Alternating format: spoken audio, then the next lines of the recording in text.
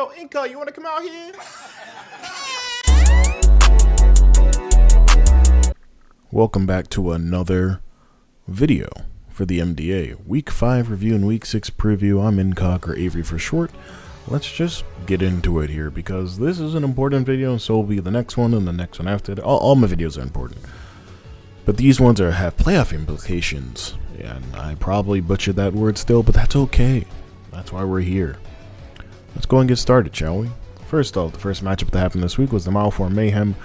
Defeating the Zigzagoon is great, and I mean, really, I don't know. Some days you know, and some days you're the goose, and some days you are not the goose. And some days are better than others. This could have definitely been better on Fiverr's end, but it was a dismantling by Sandy with the Mega Swampert, and the Iron Jugulus still maintaining really good kills here. Even as much as I hate it, it's still doing the job that it needs to do, which is being a threatening mon. And while Fiverr definitely had some chances here and there, this was pretty much over before it began. And you could go ahead and watch these games. I don't have too many more explanations for how things have gone generally when it comes to when I see a 2-0, and unfortunately Fiverr has been at the hand of a lot of those, unfortunately. So it is what it is, though. Sandy picks up a well-needed dub, and we move on. I think the differential for this one, if I'm being, let me see, it was a +10, so Sandy definitely gets the differential he needs, but unfortunately with this loss, this does take the Zigzagoon is great out of playoff contention. Unfortunately, you would have thought that would have happened earlier, but with this loss, it officially does.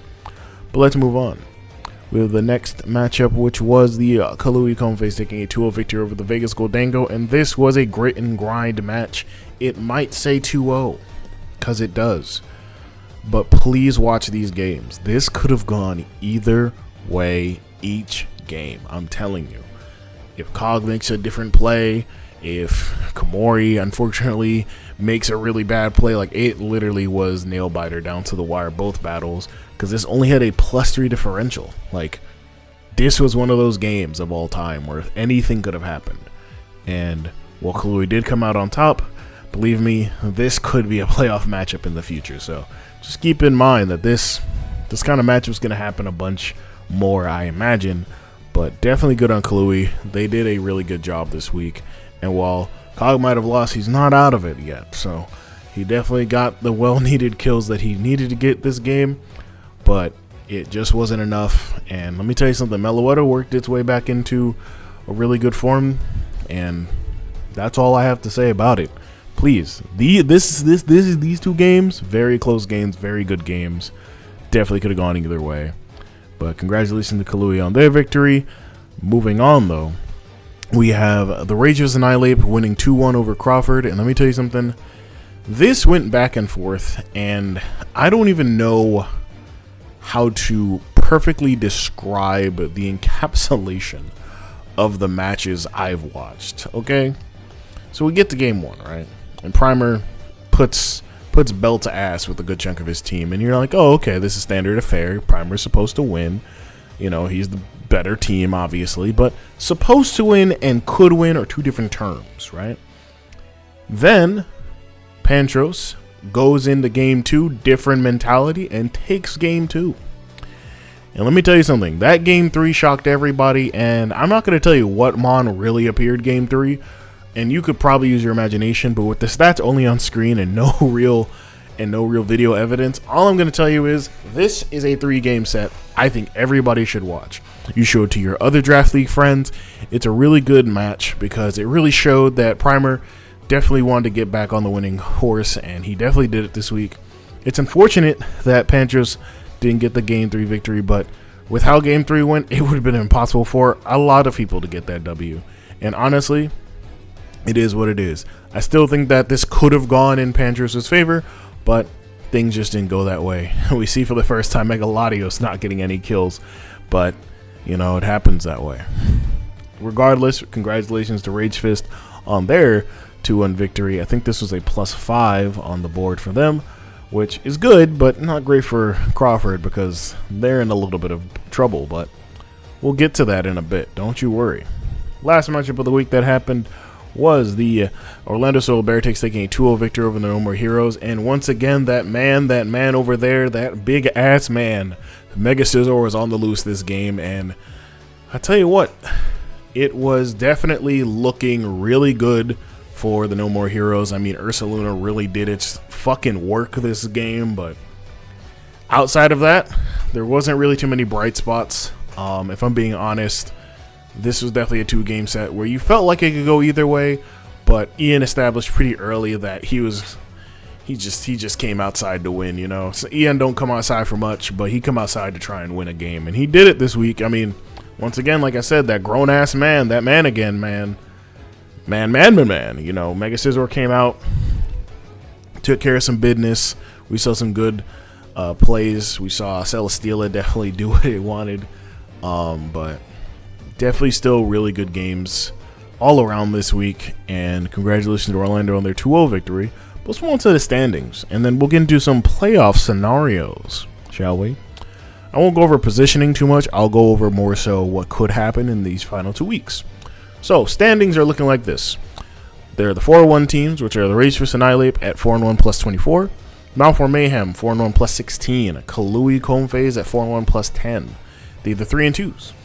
Orlando Soil Beartics at 3-2 plus 11. Vegas Goldango at... Oh, actually, sorry. Orlando's the only 3-2 team at 3-2 plus 11. Well, the 2-3s. Vegas at 2-3 plus 7. While No More Heroes is at 2-3 minus 8. And then right outside the playoff hunt is the Crawford Crossels at 1-4 minus 10. And unfortunately eliminated is the Zigzagoon is great at 0-5 minus a whopping 44. So let's talk about some playoff scenarios. You can read on screen, but I'm going to go into more details here. Shout out to Jim Mora. Let's talk about it. Playoffs? Come on now.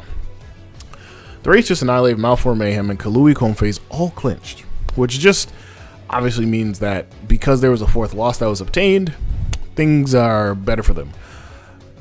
Positioning isn't like confirmed unless Rage Fist really gets off a really great W and we see the fall of the other 4-1 teams, and there's a big enough gap. It's pretty much in favor of Rage. It's pretty much an all-out war unless Rage Fist fucking decimates their opponent, and then Malformed and Kahului just like lose out really bad. Zigzagoon is great as out. As I said, the differential's far too low at minus 44. The 2 and 3 teams would have been able to drop out had the differential been a little bit better, or a lot better, honestly, but it's not like that. Now we get into the real meat and potatoes. The Crawford Crusters are at 1-4, and they're out with another loss. It's pretty much guaranteed. They would need to win out, but instead of it being an all-out win out, they do have head-to-head over No More Heroes. So the No More Heroes have to stay alive, and in order to do that, they have to win. And while yes, the Crawford Crusters do have the head-to-head, the record is still worse. So unless their record becomes the same, we're not really moving anybody around. Basically, Crawford needs No More Heroes to lose, and then they need to win, and that final week will definitely determine who goes where. Now, with Cog in there, Cog needs to keep winning as well. He's definitely still in the hunt to be dropped out, but Cog's differential is pretty positive at +7, so he'll probably be staying in for a long amount of time, unless he takes a devastating loss this week, and then also probably next week. Even if he does take it this week, it would really have to be pretty bad, and Crawford would have to get a really good W here. I'm not going to lie to you. So it really comes back to how the opposing team plays for every single one of their opponents this week.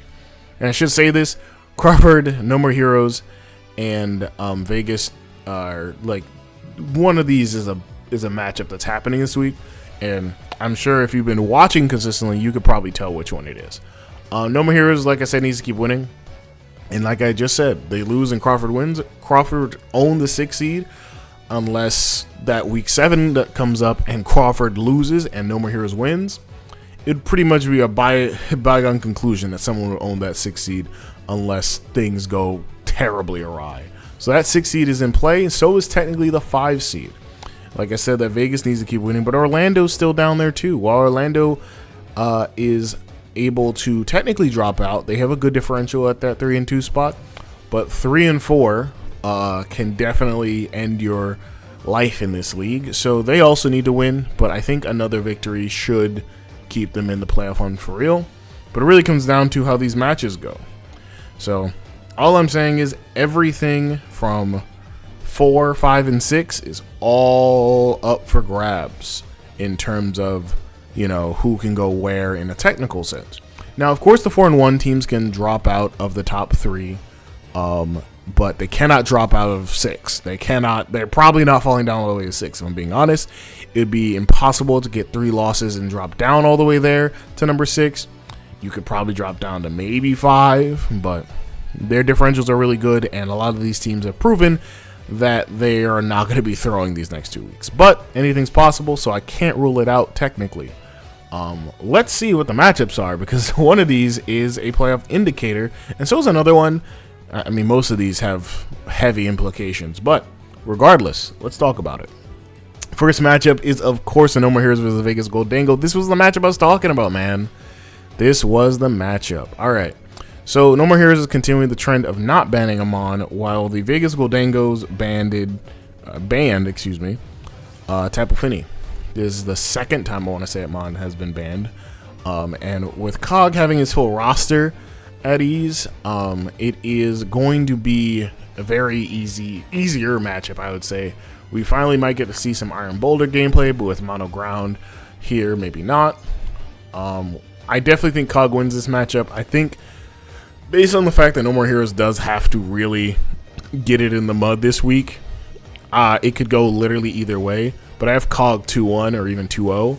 It really comes down to the fact that Cog's fundamentals and how he's building his teams are very straightforward. There's no bullshit. Well, there is bullshit, but what I mean is that the way he builds his team is it's very good for this league. It's very good for who he's fighting. He knows how to get in and out of a situation. He knows exactly how to get his W, and he always has some funny tricks up his sleeve, but he's been proven that he can still do it. He's still got it, you know. Unk still got it. So I think Cog will definitely win, and he'll want to win to maintain playoff seeding. Now, of course, that does mean No More Heroes would lose, but it's not that easy. No More Heroes could definitely pull out a good W here. Their team is definitely still very threatening. And while Tapu Fini being banned is like not even the worst thing. Like, yeah, you kind of are stuck with Psychic Terrain, so no like priority from like Ursa Luna and I guess like Sucker Punch Grimmsnarl, because, you know, whatever. It still means that you probably want to play more of a very high octane offensive game where you want to start picking off mons really early, but I can't give out too much advice. All I can tell you is Cog's a trickster, and No More Heroes Knack Nasty. They've proven to be tricksters, but very decent at the game as well. So we'll just have to see where it goes. But definitely Vegas winning 2-1. Moving on, though, we have our next very,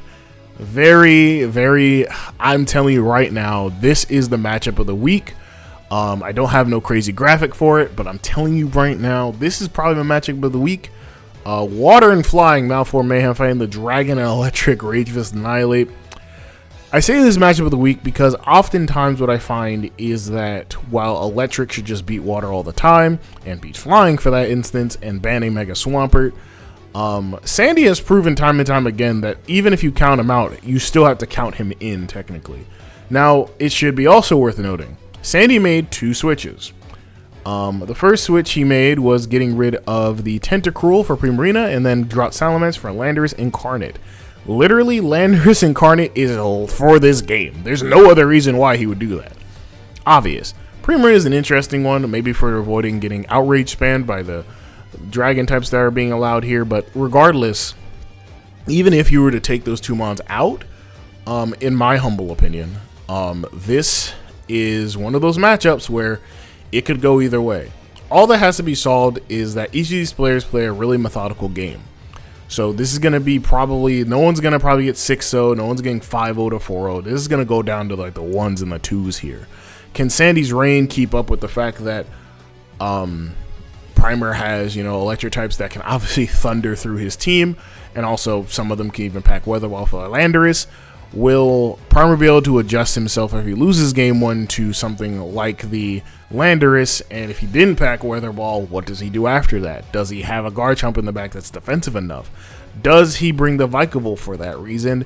And it is interesting to say this, but what role will Kyurem play this week? Because this feels like Kyurem's big day out, but it could also just not be. I've been wrong before about what Primer brings, and honestly, I'm very comfortable with that.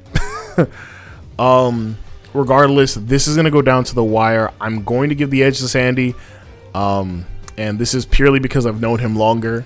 There's no other bias besides I've known him longer. I've known both these guys a pretty long time, but I've known Sandy longer, so I'm going to go with that. I'm not picking anybody based on Mons, based on typing. Nope, I'm picking the person I know longer, and you can hate me for it, Primer, but I genuinely think that this could go literally either way, and I cannot wait to watch this match. Next up, we have the Zigzagoon is Grave versus the Crawford Crustals. Zigzagoon and Crawford decided to ban the Megas this week, so no Megas, just Vibes and Z Crystals. Listen here, man.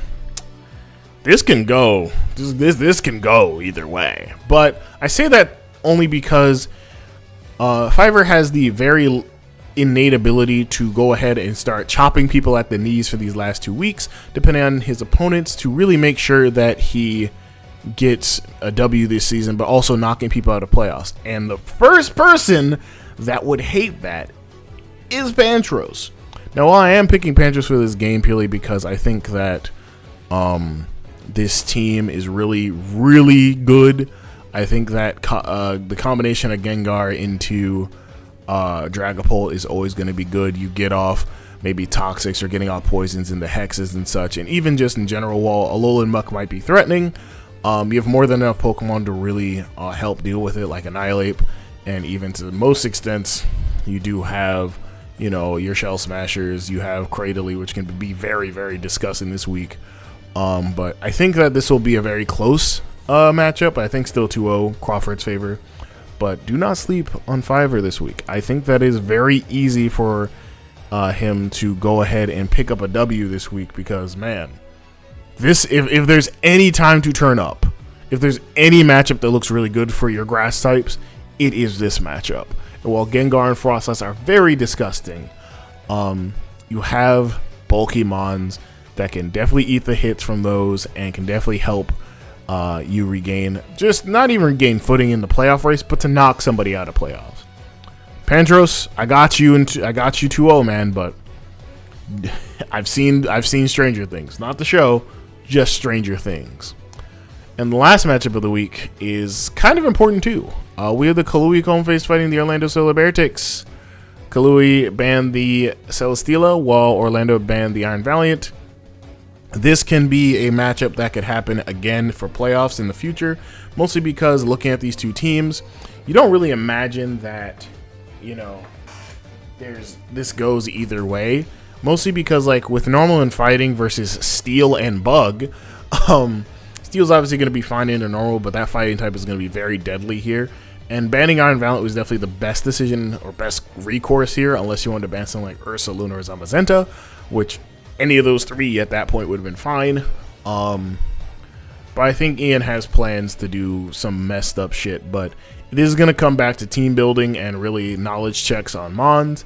I think we might see some really, really interesting sets. We could see maybe the Zoroark is going to be very crucial here, just so that things don't just get body pressed in half by like something like the Archaladon or the Iron Treads. I almost said Threads. Or even like just Heatran in general. By banning Celesteela, you're avoiding getting Leech Seed spammed and also just being fat.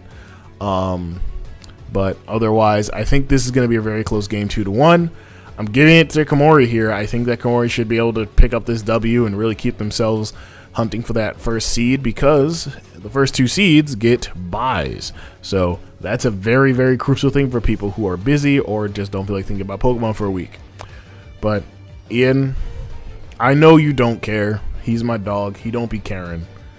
But I'm telling you right now, OG, if you care this week, it could go really good, but it could also go really bad because you might overthink. So, hey man, surprise me.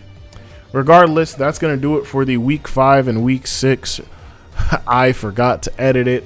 over that, but that's okay. You don't gotta worry about it because you're not even gonna notice this. Or you will. Maybe you watch the videos all the way through with your 2 eyeballs. Regardless, this has been the Week 5 review and Week 6 preview with some playoff implications in there. Next week we'll go over playoffs and we'll go over various scenarios based on what happens this current week. Thank you all for watching. If you like this, leave a like, comment, subscribe, join the server, check out the battles down below in the description. And until next time, good night and good luck.